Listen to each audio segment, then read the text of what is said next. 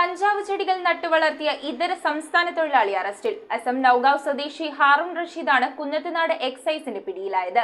കുറ്റിപ്പാടത്തെ വാടക വീട്ടിലാണ് പ്രതി കഞ്ചാവ് ചെടികൾ നട്ടുവളർത്തിയതെന്ന് എക്സൈസിന്റെ പരിശോധനയിൽ തെളിഞ്ഞു.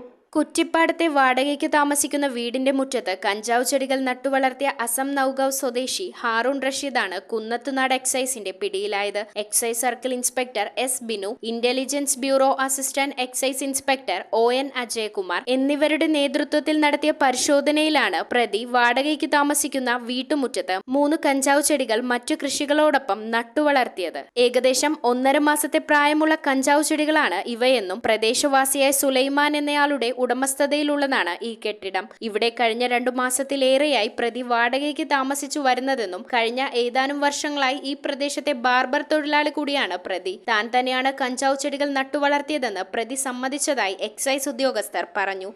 ഞാൻ താമസിക്കുന്ന വീടിന്റെ പരിസരത്ത് കഞ്ചാവ് ചെടി നട്ടുവളർത്തുന്നു എന്നുള്ള വിവരം ലഭിച്ചത്. അതിൻ്റെ അടിസ്ഥാനത്തിൽ നമ്മൾ വന്ന് പരിശോധിച്ചതിൽ നമ്മൾ 3 കഞ്ചാവ് ചെടിയാണ് കണ്ടെടുത്തത്. അത് 100 സെൻറ്റിമീറ്റർ, 107 സെൻറ്റിമീറ്റർ, 34 സെൻറ്റിമീറ്റർ നീളമുള്ള 3 കഞ്ചാവ് ചെടിയാണ് ടിയാൻ നട്ട് പരിപാലിച്ച് വളർത്തിക്കൊണ്ടുവന്നത്. തുടർന്ന് ടിയാൻ്റെ വീട് പരിസരവും പരിശോധിച്ചതിൽ മറ്റുള്ള വ്യാജങ്ങളൊന്നും കണ്ടെത്തിയില്ല. 10 വർഷം വരെ കഠിന തടവും 1 ലക്ഷം രൂപ പിഴയും ശിക്ഷ വരാവുന്ന കുറ്റമാണ് ഇയാൾ ചെയ്തിട്ടുള്ളതെന്നും ഇതുമായി ബന്ധപ്പെട്ട് പ്രദേശത്ത് കൂടുതൽ അന്വേഷണം നടത്തുമെന്ന് Kunnathunad excise circle inspector S Binu വ്യക്തമാക്കി. ടിയാൻ നട്ട് പരിപാലിച്ച് വളർത്തി വരുന്നത് നമ്മൾ നേരിൽ കണ്ടു തന്നെയാണ് ഈ കേസ് എടുത്തത്. അത് രഹസ്യവിവരത്തിൻ്റെ അടിസ്ഥാനത്തിലാണ് നമ്മൾ എടുത്തത്.